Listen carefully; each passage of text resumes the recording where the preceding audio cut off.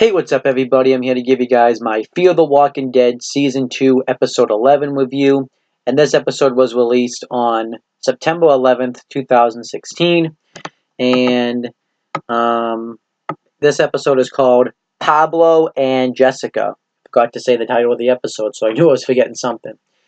Overall, I gotta say, this episode was, I thought, a good episode. Not a great episode, but I think it's a good episode. It's like one of the better episodes of Fear the Walking Dead.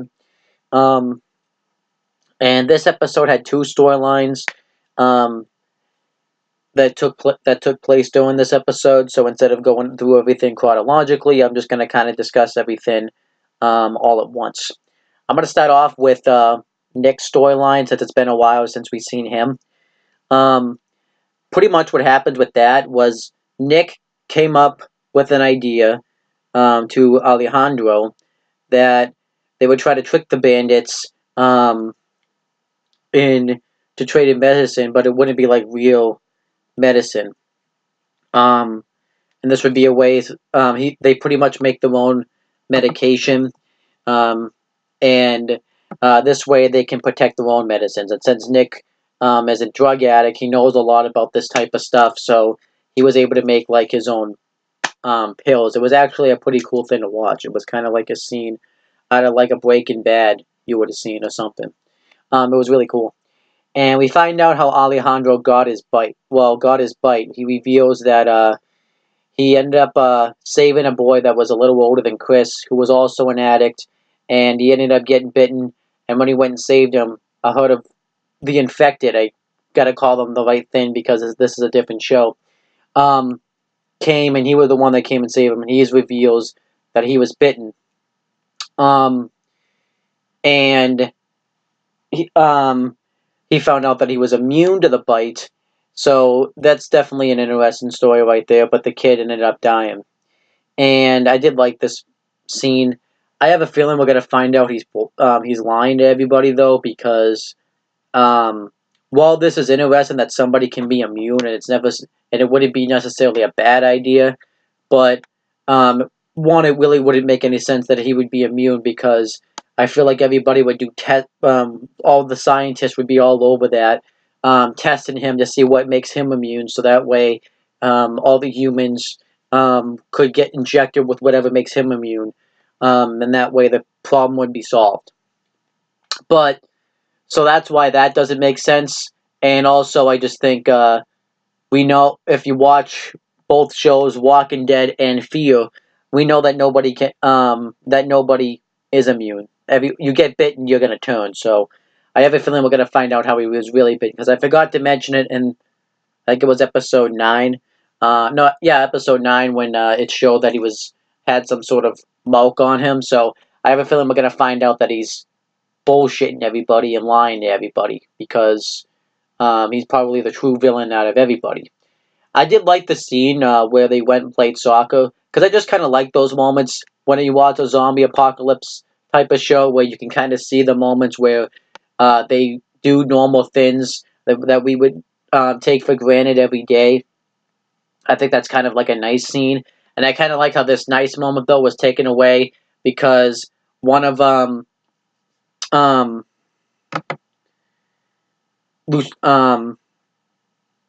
one of the community scouts returns and reports to Alejandro that her brother, who we didn't know was her brother at the time, but we find out later, had been killed. We don't really know who killed him. I think we're supposed to assume that it's the bandits, but maybe we're going to find out more on that later. And obviously, Luciana, I'm just going to call her Luciana because I think that's her name, is very upset about this, and Nick comforts her. I did like that scene a lot, where Nick comforted her, so I thought that was nice. And then later on, Alejandro gives Nick his own place, and we find out that Nick's been trying to learn Spanish so he can communicate with people, and they do a funny scene where he says that I'm wearing clean socks in Spanish, and she says it, and at first, like, I thought he was trying to say something else, and they were trying to do some sort of comedic effect where that was what was translated, but that's actually what he was saying. I thought that was pretty funny. And um, later on in the night, she gets up, and Nick confronts her before she leaves, saying that Alejandro told me earlier that you like to test people. Well, you tested me, and then they end up becoming a couple, which we completely saw coming. I think we saw that coming really in this episode. You could make the argument maybe in the episode 9, um, but I would say more so in this episode is where they kind of went in that direction. And I did like the ending of that story because sometimes it's nice in the zombie apocalypse shows that kind of have nice, conclusive storylines that end just in a nice way because you don't really get that a lot. So I like this storyline overall, and obviously I actually find Nick's storyline the most intriguing probably out of like all the groups that have been separated. So I think that's interesting. I thought it was pretty interesting, so I liked it. And then we have everything that's going on with Madison, back at the hotel pretty much. Um, I did like that they showed. I normally would crap on this. I did like that they showed how Madison and Strand, what was going on with them, um, how they escaped the infected. Because then now you could make the argument that you probably could have just showed that in the last episode, but then again, in this case, I'm gonna defend the Fear the Walking Dead because with all the stuff they were trying to squeeze in the last episode with Travis and Chris's storyline, um, and with the time that they had, I think it just would have felt out of place. Um, Maybe that's where where you should make the episodes an hour, so that way we could see that type of stuff. But they didn't have a lot of time to do that, and quite frankly, that really wasn't. It just kind of would have felt out of place. Um, but they end up covering themselves in the infected's guts, um, which I like that they do that scene. It looks really cool, but I have a feeling like the more they do that, it's going to diminish that scene because it just kind of feels like they just keep going back to it time in and time out. So they should probably stop that.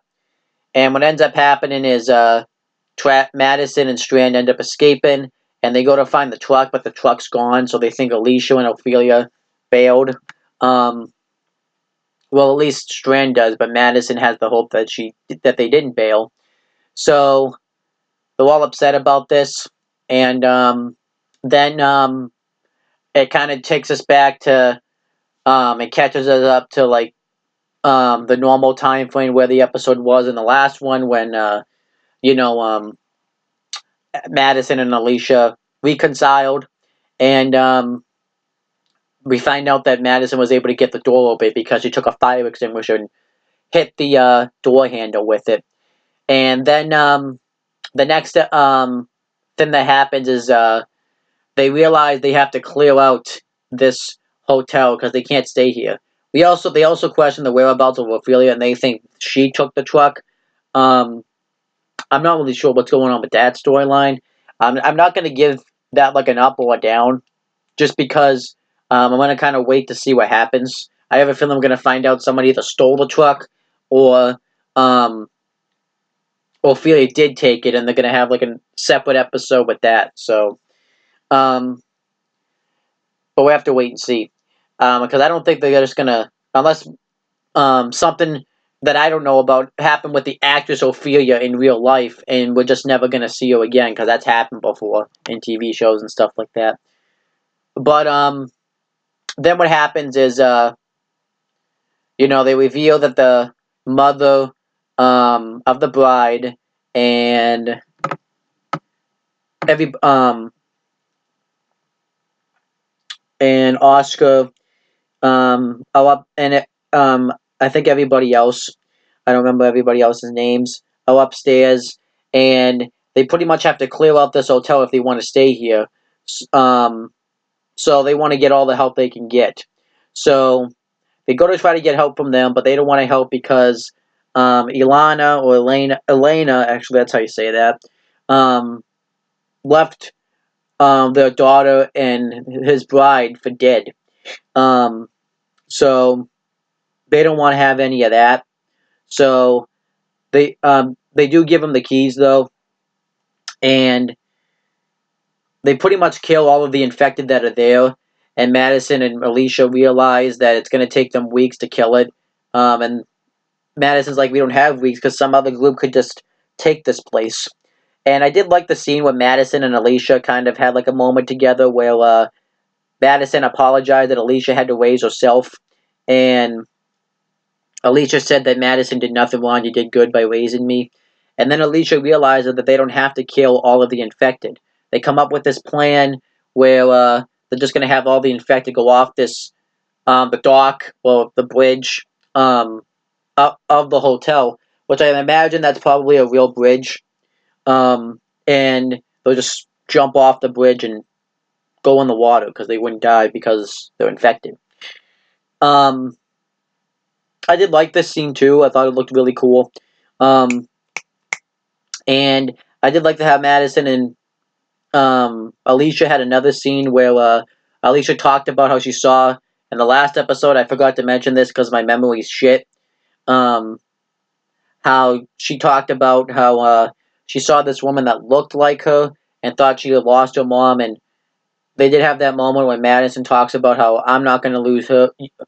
I'm not going to lose you and you're not going to lose me. So I don't know if that means anything, if that's going to happen, because it could happen.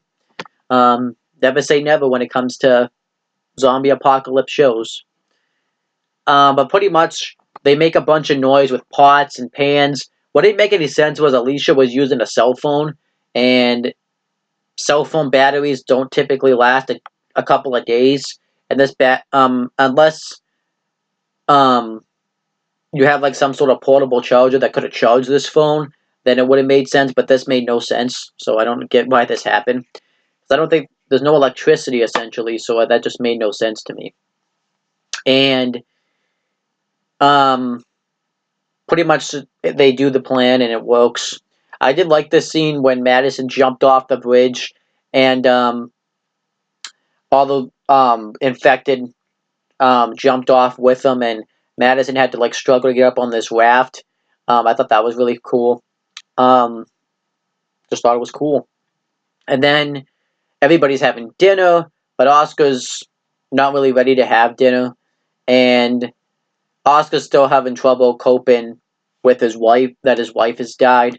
And I liked this scene a lot, where it was Strand that kind of went up there and tried to talk some sense into him and try to tell him to move on, pretty much.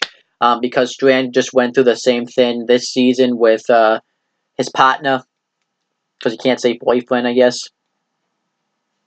I like that scene a lot, and I thought it was kind of clever that he still kept her alive, well, didn't put her down, and Strand was the one that went in and did it. I thought that was kind of clever. And that was pretty much essentially the end of the episode. Not the most in-depth review, but I'm tired. I want to go to bed, and I just pretty much just broke down the episode. That's all I needed.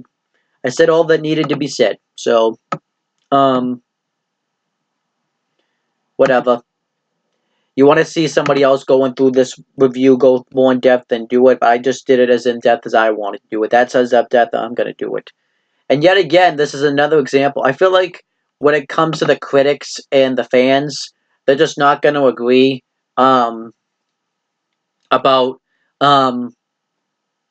this show, because it seems like there's episodes that the critics like, but there's episodes that the fans don't like. But then there's been episodes that the critics hate and the fans don't like. But let's be honest, we know who this show's writers and producers and all that stuff are going to listen to. They're going to listen to the critics because they have more prestige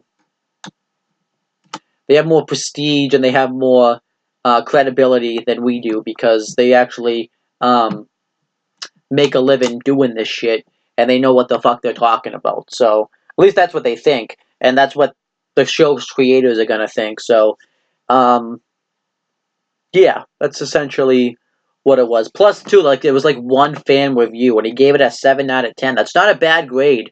Like, a lot of people think a 7 out of 10 is not, that's about middle of the road type of grade, so, whatever. Overall, I gotta say, though, I enjoyed this episode. I thought it was good. Nothing fantastic. It's probably gonna end up being one of those episodes you can skip, though. because there's always those type of episodes in TV shows. I feel like though it's not always the case. That shouldn't always be the case. Like sometimes with Breaking Bad, you can't miss an episode. Um, this show so far, there's episodes you can watch, there's episodes you can skip, and this would be probably a skippable episode. But if you want to watch it, it is a good episode. So I wouldn't necessarily tell you not to watch it. But this is definitely one of those skippable episodes. So I'll give this episode. It's good. A B minus. I actually kind of wonder. Was it? Maybe it was just me though. I was more interested in hearing where the fuck Ophelia went because she just fucking vanished off this show. I wonder if it's gonna be like one of those cases where she just vanishes off the show and no explanation's ever gonna be given of it. So I think that would be awesome. But no, I like this episode. I'm gonna give it a B minus. I want to see more Travis and Chris altercations though. Like I feel like they're their storyline. Mine is, but behind the Nick storyline, their storyline's the most intriguing out of anything, and that's where they should take their focus more on. But that's just me.